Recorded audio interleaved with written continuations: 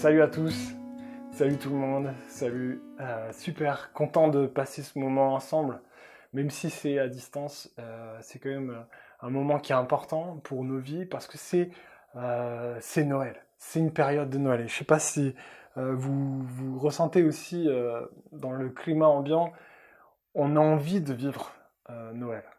Euh, Après cette année, on a vraiment envie de rentrer dans cette période de Noël. Et Noël, on l'espère, sera pas confiné. On espère que voilà, on pourra vivre des bons moments. Et j'aimerais vous poser cette question juste pour commencer. Quelle bonne nouvelle vous aimeriez vivre pour Noël? Quelle bonne nouvelle vous voudriez vivre à Noël?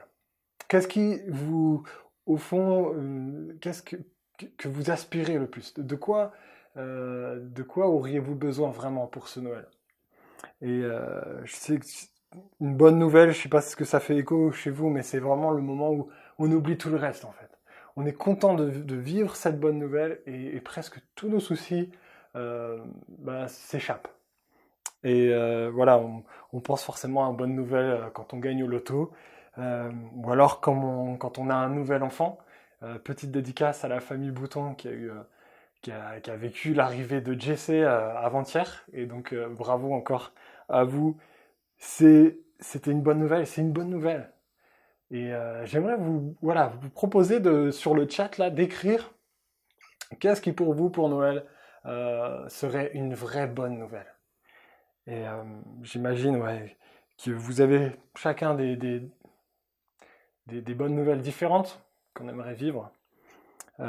J'imagine que nombreux, on aimerait que la pandémie s'arrête, que finalement le virus disparaît, ou en tout cas que les vaccins fonctionnent.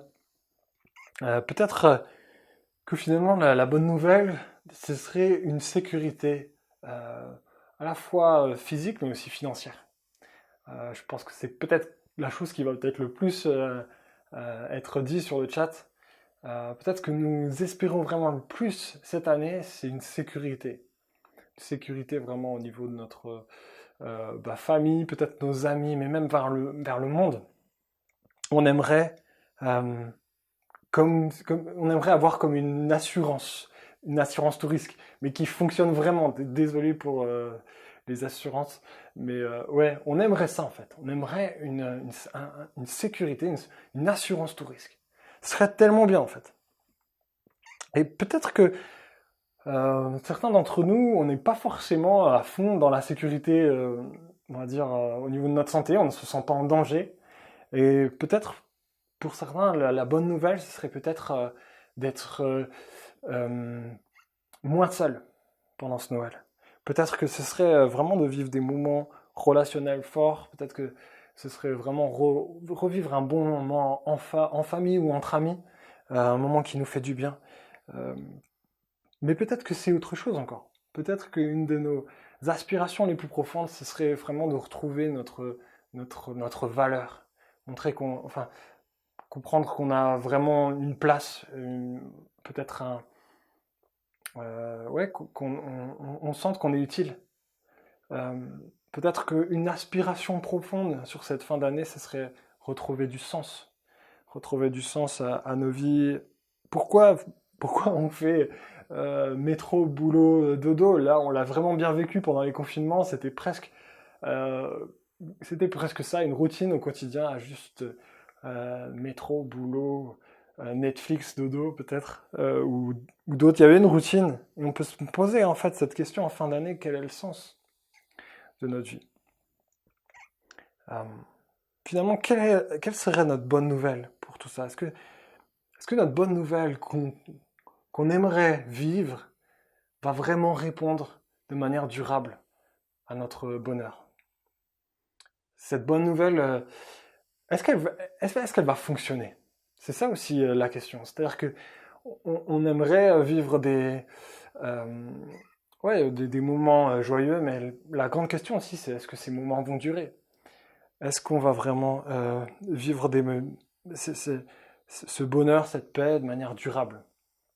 La Bible parle de cette paix. Elle utilise le mot shalom. Et c'est vraiment un mot pour dire en hébreu une paix intérieure, une paix qui vraiment va, va répondre à toutes nos aspirations du cœur, que ce soit notre besoin d'estime, notre besoin d'accomplissement, notre besoin de sécurité, notre besoin d'appartenance, tous ces besoins qu'on a souvent l'habitude d'entendre. La Bible parle d'un shalom, d'une paix, et ce qui est particulier dans la Bible, c'est qu'elle dit que cette paix peut être découverte, peut être vécue malgré des circonstances difficiles. Et finalement, c'est beau comme, comme message. C'est presque, ça paraît impossible, mais ce serait top, ce serait génial d'avoir cette paix malgré tout. Et en fait, au travers de la période de Noël, nous chrétiens, on aime fêter la naissance de Jésus et on croit que c'est une bonne nouvelle pour Noël.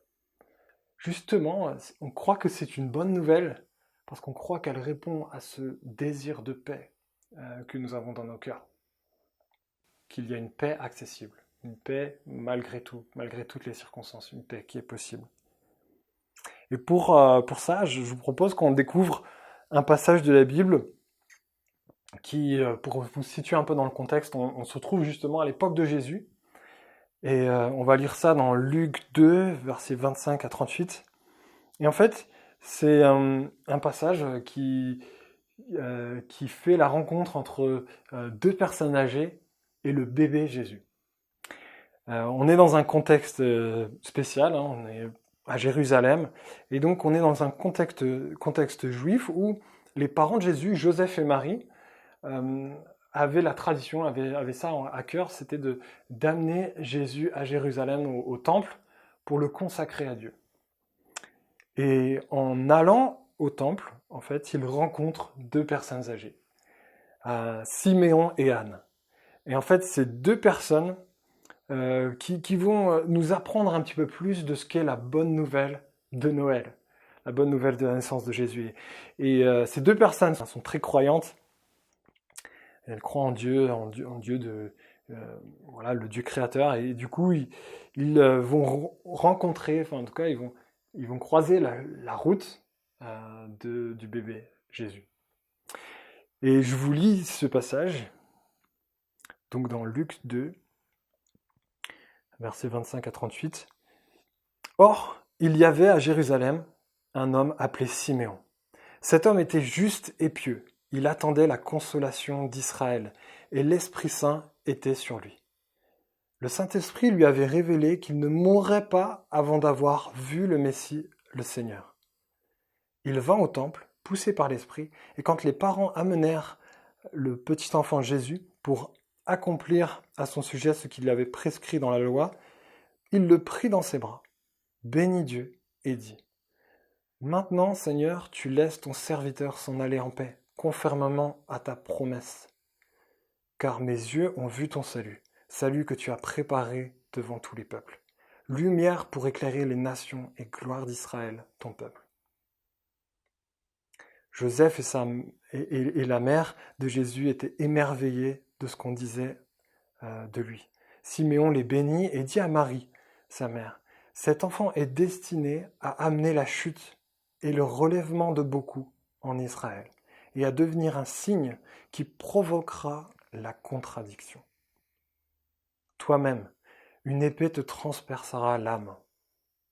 Ainsi, les pensées de beaucoup de cœurs seront révélées. » Il y avait une prophétesse,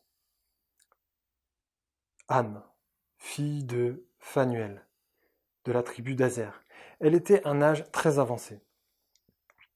Elle n'avait vécu que 7 ans avec son mari après le mariage. Restée veuve et âgée de 84 ans, elle ne quittait pas le temple. Elle servait Dieu nuit et jour dans le jeûne et dans la prière. Arrivée elle aussi à la même heure, elle disait publiquement sa reconnaissance envers Dieu et parlait de Jésus à tous ceux qui attendaient la délivrance de Jérusalem. La première chose qu'on voit ici, et qu'on peut remarquer dans ce texte, c'est que la bonne nouvelle de Noël se trouve dans le fait que Dieu a promis de nous sauver. C'est vraiment flagrant ici, on voit que la bonne nouvelle, c'est que Dieu a promis de nous sauver. Ça paraît un peu simple, comme ça, mais c'est très fort en fait. Siméon, le texte nous dit qu'il était juste et pieux. C'était quelqu'un finalement qui, on pouvait se dire, bah, il a besoin de rien, c'est quelqu'un de bon, il ira forcément au paradis. Lui espérait dans le secours de Dieu. Il espérait que Dieu sauve. Il n'avait pas mis son espoir dans ses propres œuvres, dans ses propres actions, dans sa propre vie. Il avait mis son espoir en Dieu. Alors vous allez me dire, mais ok, mais sauvé de quoi? De quoi avait-il besoin d'être sauvé? Siméon et Anne, en fait, il faut bien comprendre qu'ils sont juifs. Et ils ont conscience profondément que Dieu peut répondre à leurs besoins les plus profonds, aux besoins de l'être humain. Et ils croient que Dieu leur a dit dans le passé, leur a fait une promesse depuis longtemps. Et d'ailleurs, il l'a fait au père de la nation juive, Abraham. Et il croit en cette parole qui a été donnée à Abraham.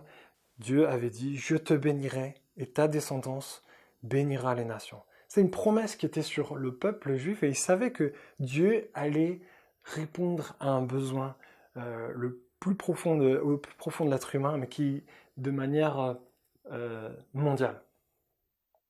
Et plus tard, Dieu précise bien que c'est au travers d'une personne que viendra la bénédiction pour tous les peuples.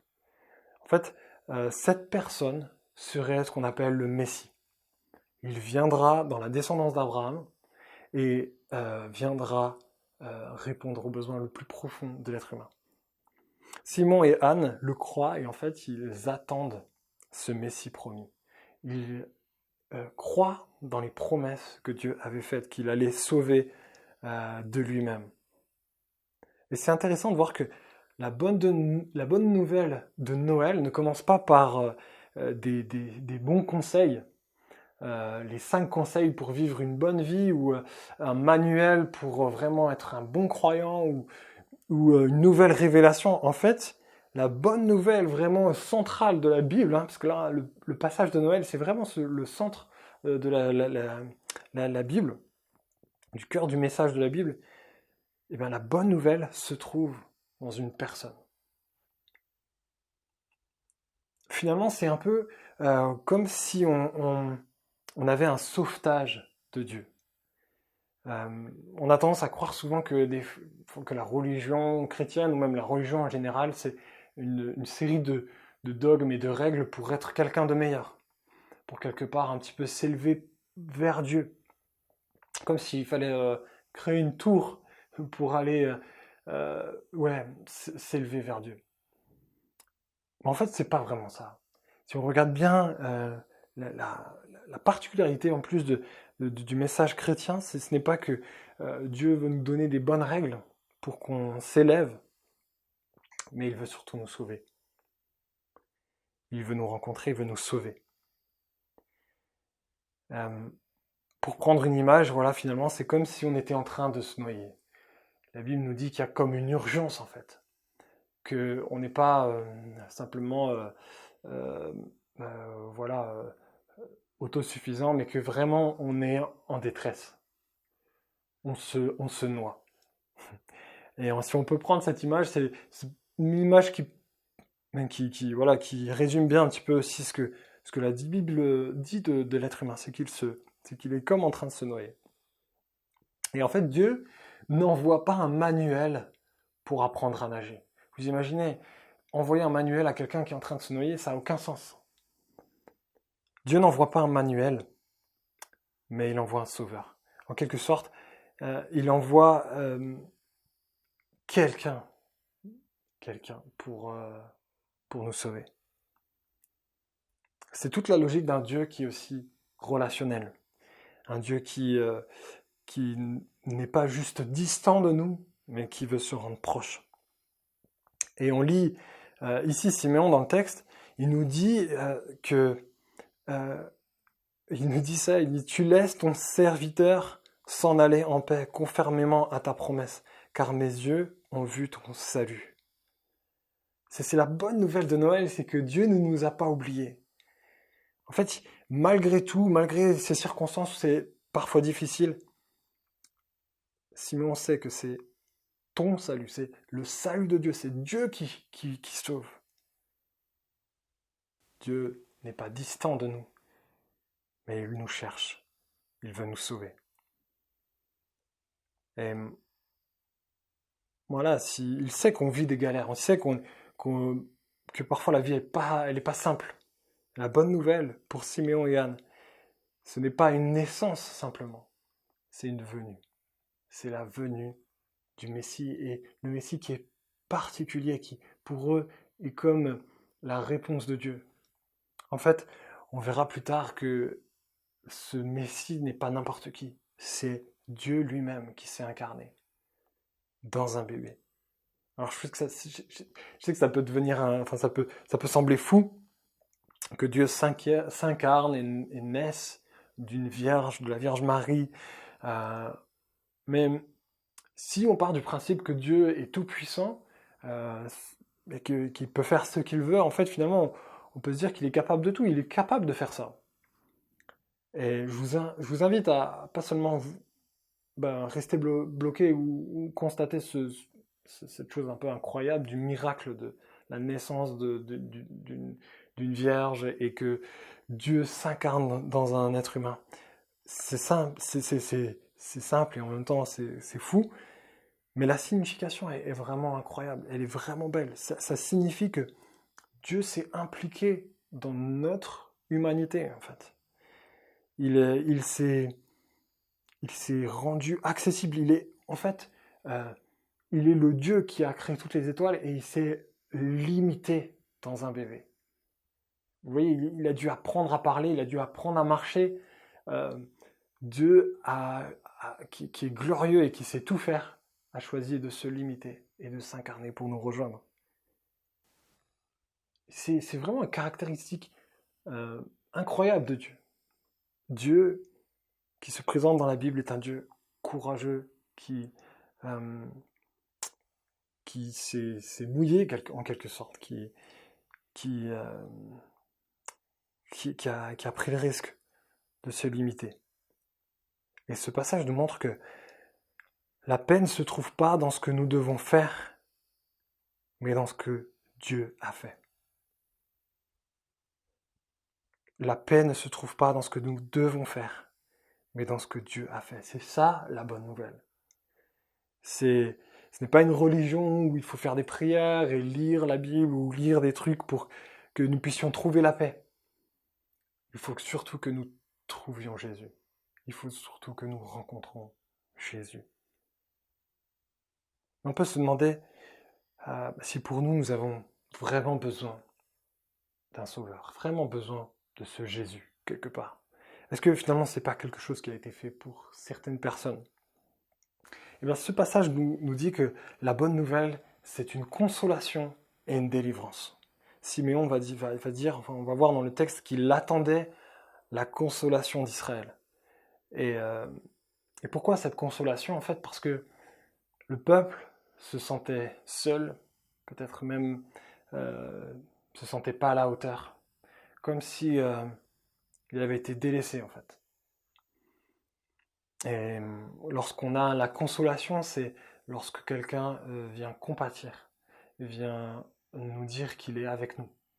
Et c'est un peu le résultat de cette bonne nouvelle ici, l'apport de cette bonne nouvelle était une consolation. Et c'est quelque chose qui peut vraiment faire écho à nos vies, notamment à notre identité, à notre valeur.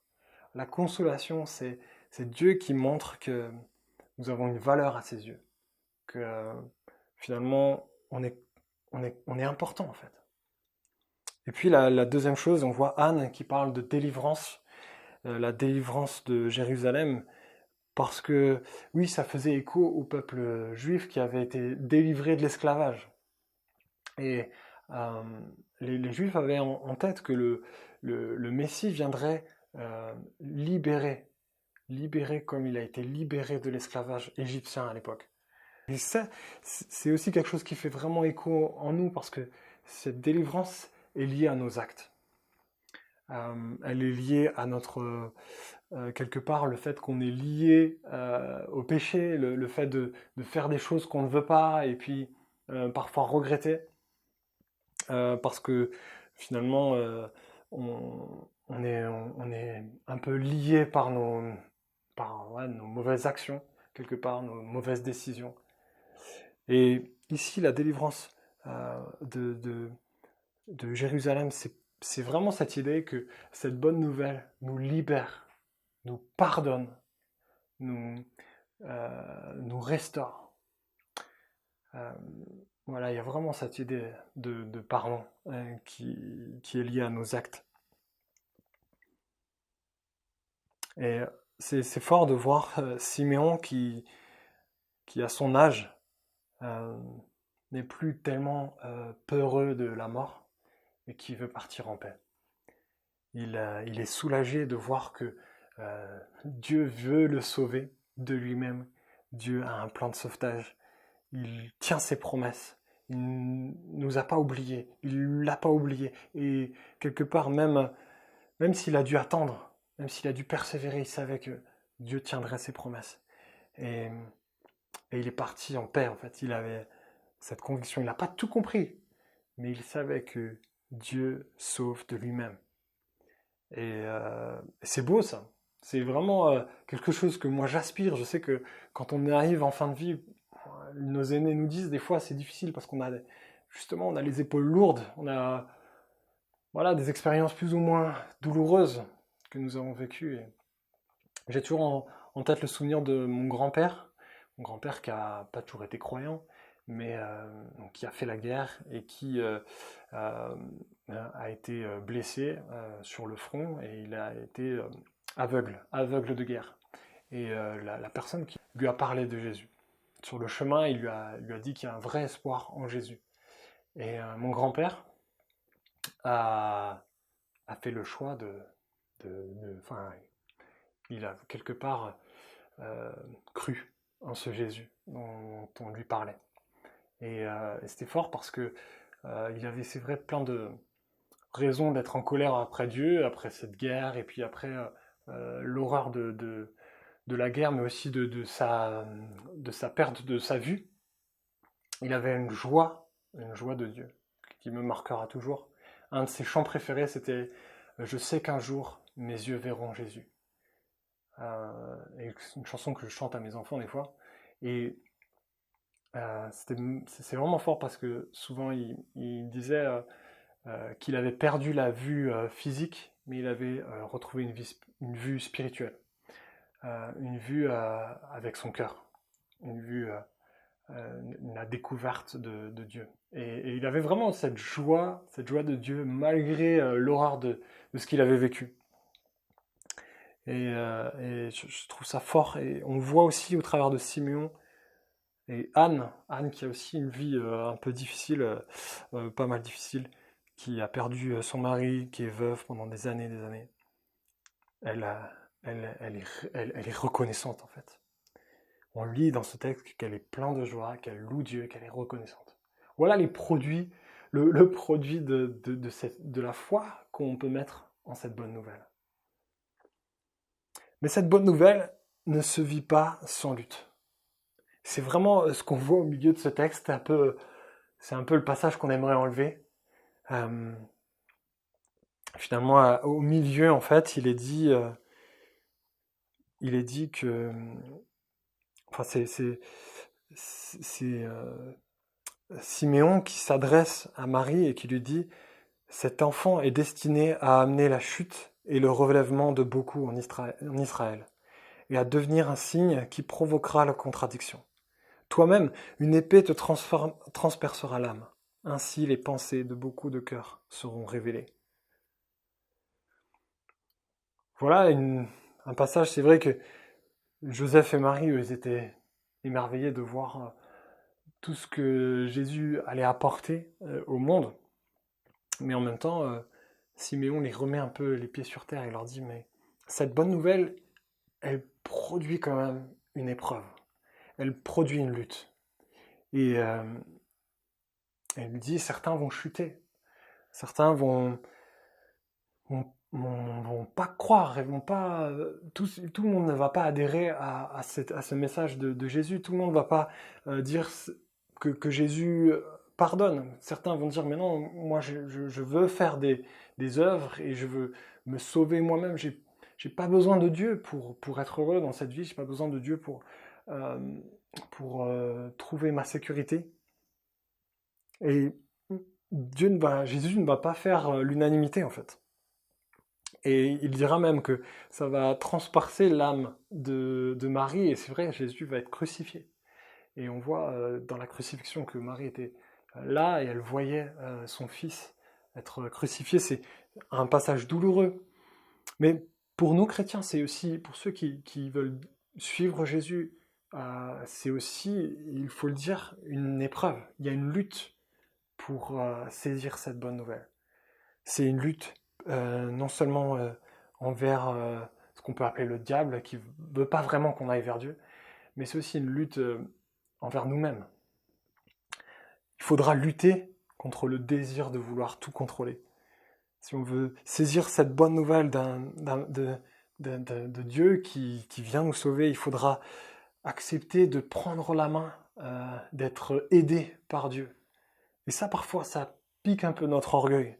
On aimerait se sauver nous-mêmes, on aimerait, euh, voilà, on aimerait que ce soit finalement nous qui obtenons toute la fierté de notre vie.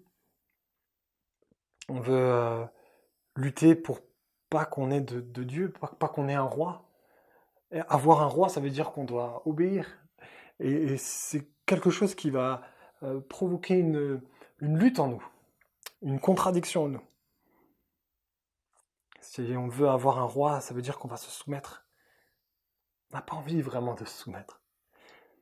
Mais si on prend un peu de recul, on peut voir que le Dieu qui se propose comme roi de nos vies, c'est le Dieu qui s'est mouillé, qui nous aime, qui est devenu un serviteur, qui a proposé de nous sauver de lui-même. Il nous propose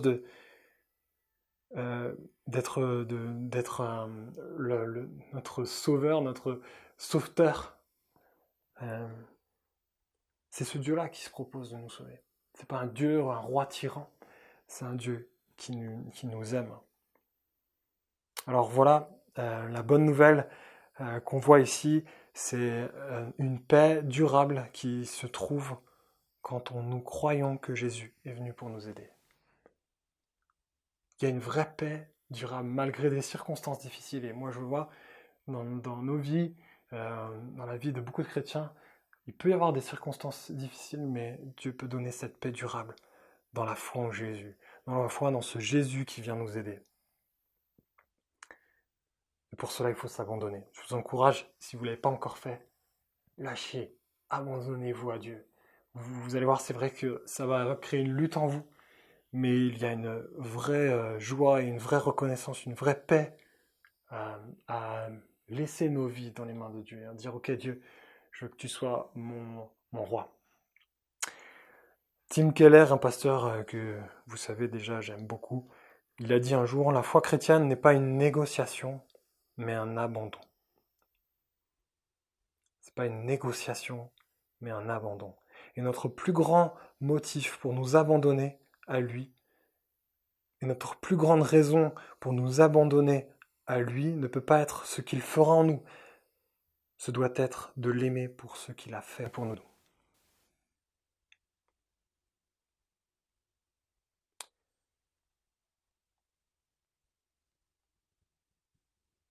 La paix durable se trouve quand nous croyons que Jésus est venu pour nous aider. Est-ce que vous croyez que Jésus est venu pour vous aider, pour vous donner cette paix? Je vous propose de terminer avec des questions, terminer en tout cas ce message, des questions qui vont nous aider à continuer la réflexion, puis aussi trouver des applications concrètes pour nos vies, de discuter en petits groupes. La première question que je vous propose, c'est de quoi ai-je le plus besoin aujourd'hui entre une consolation et une libération? On a vu que la consolation, c'est lié à ma valeur, mon identité, la confiance en moi. Et une libération, elle est liée à peut-être des regrets, des erreurs du passé, des grosses responsabilités au travail, des choses que on doit endosser, les épaules lourdes un peu. Est-ce qu'aujourd'hui j'ai plus besoin d'être consolé ou libéré? Voici une question qu'on peut après discuter en petit groupe. Deuxième question, qu'est-ce qui me marque le plus dans le fait que Jésus s'est incarné? Qu'est-ce que ça m'apporte? Qu'est-ce que ça peut m'apporter aussi de croire que Jésus s'est incarné et qu'il est venu me sauver? Comment ce Noël, je vais pouvoir fêter et me rappeler davantage ce que Jésus a fait pour nous? Comment je vais pouvoir fêter cette bonne nouvelle et que cette bonne nouvelle euh, soit partagée dans ma famille, au travers de mes amis? Comment je vais pouvoir l'amener dans notre Noël que nous allons vivre chacun dans nos familles ou avec nos amis? Peut-être que c'est un moment difficile, mais je vous propose que vraiment on puisse prier pour ce moment, pour cette fête de Noël que nous allons vivre chacun où nous sommes, et que vraiment on puisse se rappeler euh, l'essentiel de Noël, cette bonne nouvelle d'un Dieu qui est venu nous sauver. Alors je vous propose juste de prier, et après je laisse la place à la suite.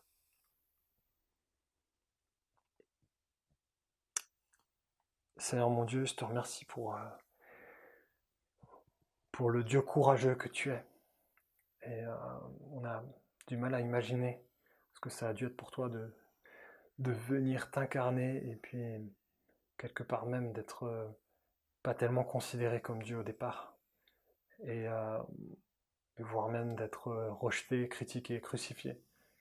C'est-à-dire tu as un Dieu courageux qui est arrivé jusque-là, qui est arrivé à, ouais, à, à prendre sur toi un peu les défauts de notre humanité.